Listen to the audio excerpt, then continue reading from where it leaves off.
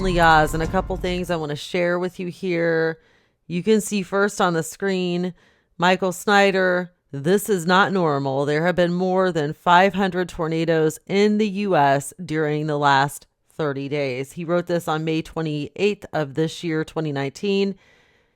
It says the mainstream media has been using the term uncharted territory to describe the unusual tornado outbreaks that have been happening in the middle of the country. But I don't think that truly captures the historic nature of what we're witnessing. Now, I'm going to pause there real quick. The one that we had that I just talked about in my previous video upload was very unusual. We haven't had anything that bad since, I believe, as I stated in my video, the Xenia tornado. And now, gosh, I can't remember the date again. I had it up on the screen. I said 1978, but it was not 1978. It was in April of like 1970 something, like 1974 or something like that. Regardless, this tornado we had that did such destruction, including just a few minutes up the street where it stopped at, is very unusual for this area. Over the last 30 days, there have been more than 500 tornadoes in the U.S. This is not normal. In fact, Tuesday was the 12th day in a row when at least 8 tornadoes were spawned, and that is a new all-time record. Community after community in the Midwest now looks like a war zone, and billions upon billions of dollars of damage has already been done.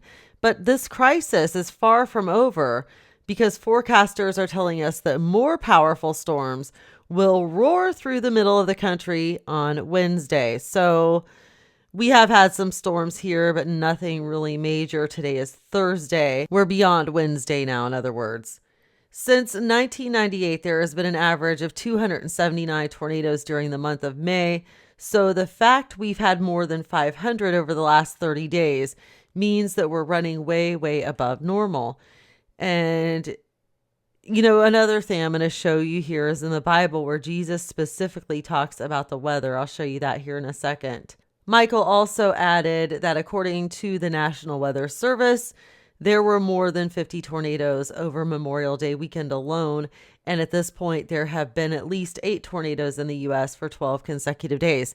Now, the one that hit here in Ohio that was really bad hit on the evening of Memorial Day.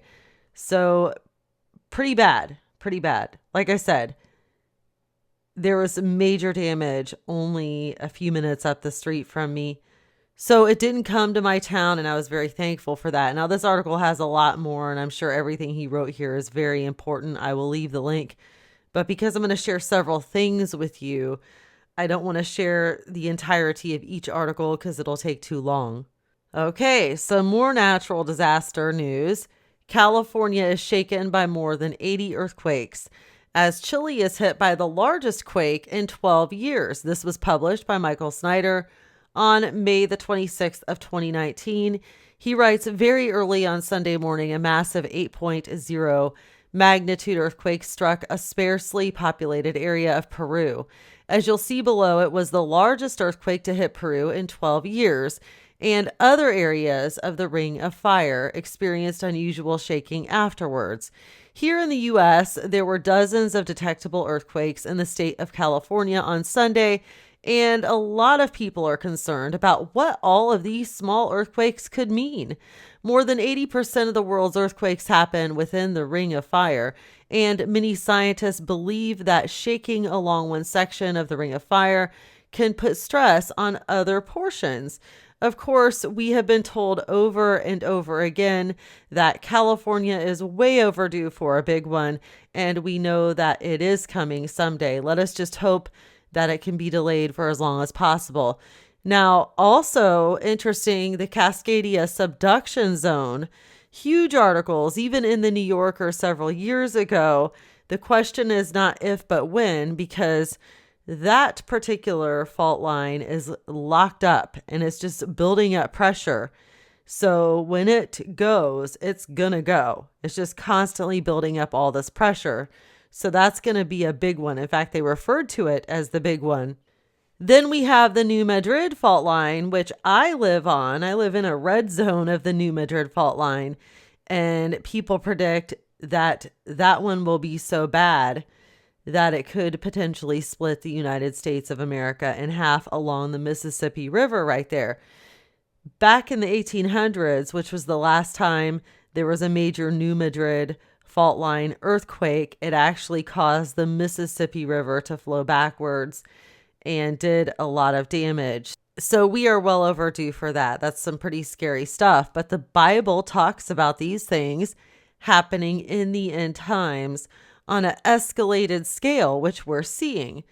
So a lot of people try to say, well, we're just hearing about it more because of the internet. That's not necessarily true. Recorded history goes back before the internet existed. Here's another one. Floods and drought devastate crops all over the planet.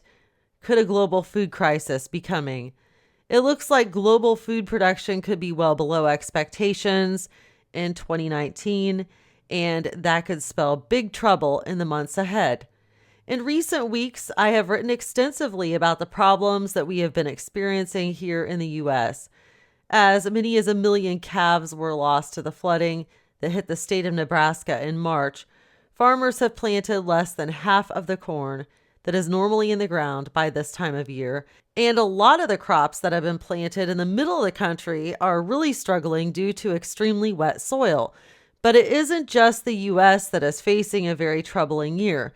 Earlier today, and this article was written on May the 21st, one of my readers sent me an article entitled Global Food Crisis Ahead as Extreme Weather Events Devastate Crops and Fields Around the World, which I would encourage everyone to read. In that article, we are told that after the worst drought in 116 years, Australia has actually been forced to import wheat. And according to The Guardian, this is the first time in 12 years that this has happened. Australia is planning to import wheat for the first time in 12 years after drought across the eastern states saw grain production fall 20% last year. The Department of Agriculture and Water Resources confirmed this week it had issued a bulk import permit to allow wheat to be brought in from Canada to be processed for the domestic market. Normally, Australia exports a tremendous amount of wheat. In fact, they were the 5th largest exporter of wheat in the entire world last year. But now they're having to bring wheat in from Canada, and that is a very ominous sign. The article on Strange Sounds also detailed crop failures in Italy, France, Mexico, and Argentina. I will not reproduce all of that information here, but one major crop failure that was missed in that article is the massive rice crop failure in the Philippines. So you can see that here on the screen. I have one more article to share here with you, actually, and some information from a different one. So we're going to move on along. The Bible talks about this too. Everything the Bible discusses is happening, as you can see clearly. So let's go on to the next. So this one, I'm going to share a little bit more detail from than I did the others, and you'll see why. Then I'm going to show you some things that the Bible says, including Jesus's own words. It says here, a random encounter in a diner on Memorial Day shows exactly where America is heading. This was published on May the 27th of this year, 2019, by Michael Snyder. He states that in this article, he's going to share with us a perfect example of why so many people believe there's so little hope for the future of America. The young adults of today are going to be the leaders of tomorrow, and generally speaking, the young adults of today are not in good shape. Survey after survey has shown that millennials reject traditional American values more than any other generation that has come before them by a very wide margin. They are selfish, rude, arrogant, boastful, proud, disrespectful, ungrateful, undisciplined, slothful, and completely obsessed with themselves. Narcissist society. I've done videos on that, people. And in fact, I believe it's that verse in Timothy. I think it's 2 Timothy. I don't know. The verse that talks about men will be lovers of themselves, lovers of pleasure rather than lovers of good, proud, boastful, haughty, arrogant, and etc., creeping into the homes of silly women. That verse. that verse. So describes this perfectly. Oh, well, right here he mentions it. In fact, one study found that they are the most narcissistic generation in American history. I actually was able to say it. I have trouble with that word. I messed up in a bunch of videos trying to say that. Narcissistic. They feel entitled to everything, but they don't want to work for it. They want to be treated like kings and queens, but they don't see a problem with treating others like dirt. Of course, there are plenty of young adults that are shining exceptions, but in general, young adults under the age of 30 in America today are a complete mess. Earlier today, I came across a story that illustrates this perfectly. Michael Baldia took his family to a local eating establishment to celebrate Memorial Day on Monday, and he encountered a young couple that could be the poster children for the entire millennial generation. The following is an extended excerpt from the Facebook post where Michael Baldia told his story. So here's the story right here. I'm going to go ahead and share it with you. Neither of them could have been more than 30, but both were well into adulthood. She was wearing pajamas and carrying a pillow. He had on a pair of shorts that had seen better days and a shirt he must have been wearing for about a week, given all the food stains down the front of it. They were seated at a booth next to ours, and the first of many complaints was that the booth was too tight. "I'm a hefty fellow," Michael Baldia writes, "and I was seated in an identical booth with room to spare. For a good 3 minutes, the pajama-laden woman, who also happened to be a good 100 pounds over the threshold of obesity, berated the waitress for the booth being snug, while the waitress apologetically explained that she hadn't built the booth, but would pass it along to management. This was only the first volley of what would be a good 30 minutes of drama from which I couldn't look away. A drama replete with demands for a free meal, asking for another omelet, even though over 3/4 of the omelet that was deemed inedible had already been eaten, and a request for the manager to complain about the rudeness of the waitress. I was there, I heard every word, and the waitress had not been rude. Had it been me, they would have been asked to leave 5 minutes in, but I have a low threshold for entitlement and rudeness. They finished their meal, left without tipping, and made sure they were loud enough in their adamant insistence that they would never return to this dump as they walked out.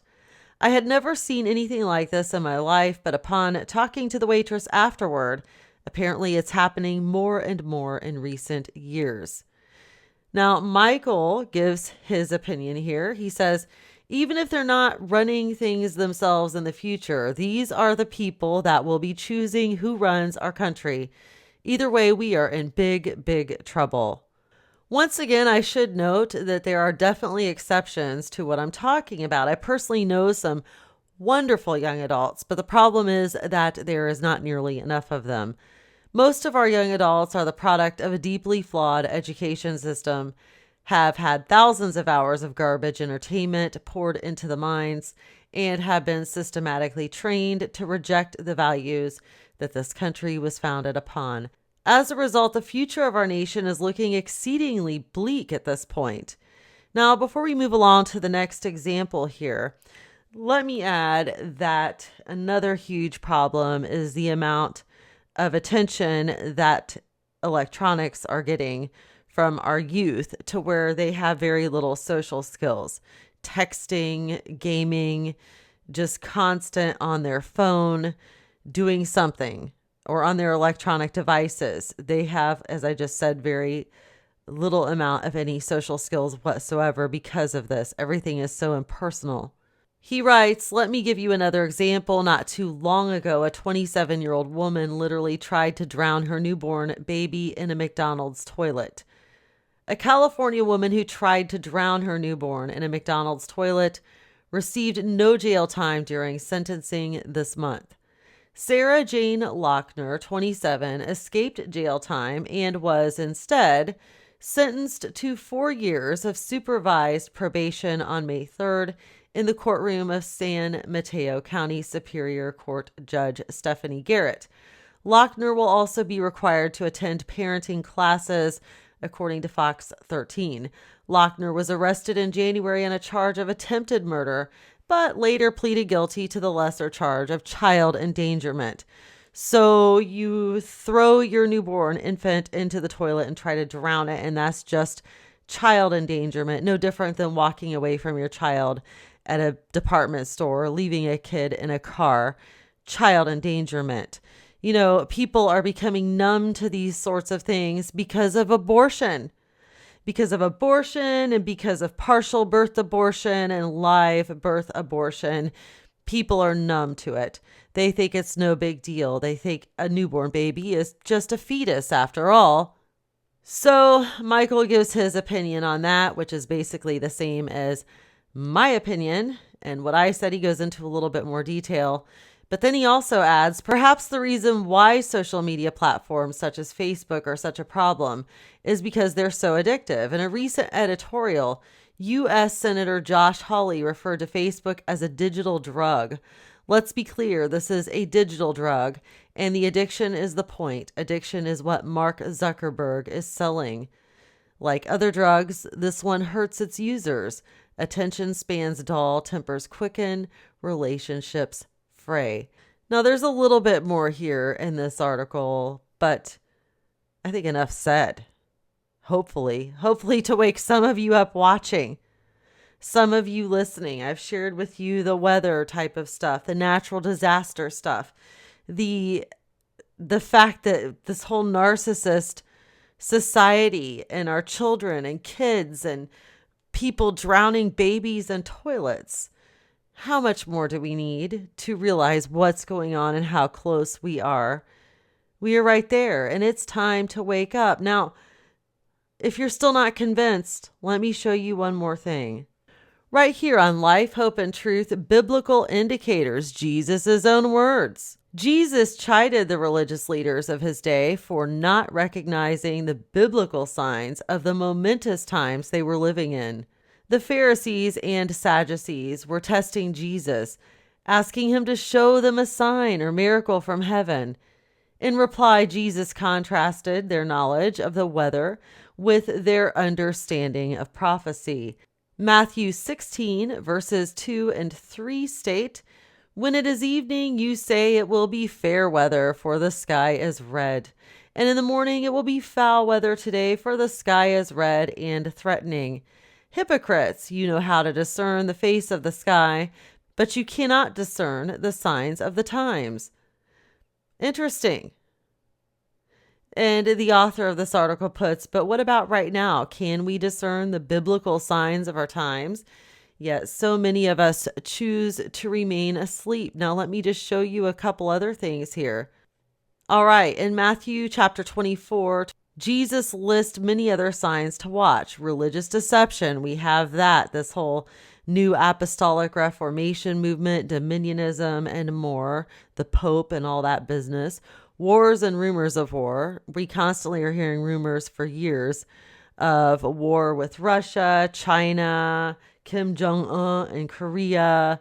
And there's always wars going on over in the Middle East. Famines, I just showed you some things about that from Michael Snyder's website here. Pestilences, earthquakes, persecutions of followers of Christ, including attacks from within the church. Lawlessness, this means the rejection of the law or will of God and the substitution of the will of self. Vine's Expository Dictionary of New Testament Words, an apt description of our age. The gospel of the kingdom will be preached, and Jerusalem will be surrounded with armies, and the abomination of desolation will be set up. Verse 15, Luke 21:20. And they have an article there for more details. Understanding the signs of the end times is not just an intellectual exercise. Jesus gave these signs as warnings that are intended to motivate us to change. So you can see all these things are still happening, the very words of Jesus being fulfilled in this day and in this hour. So it's right before you. So open your eyes and tell people the truth about Jesus Christ, because time is very short. Also, I just put out my latest video, and if you missed it, I really am in need of support. So if you have it and you feel led to give to the Lindley Oz ministry, to tithe to this ministry, I can only do this because of your guys' support. I am mostly viewer supported. The information is beneath this video and on the screen. You can give via my business PayPal, or I have a P.O. box if you prefer check or money order. PayPal does take out a fee, so some people don't like to do it that way. So thank you so much. God bless all of you. Also, if you are in another country, I don't have a way to convert checks and stuff like that to US dollars. So if you've noticed your check has not been cashed and you've sent me one from another country or a money order, that is why. So unfortunately, I can't, but the PayPal does convert it for me. So if you want to do it that way. Anyways, thank you so much. God bless all of you.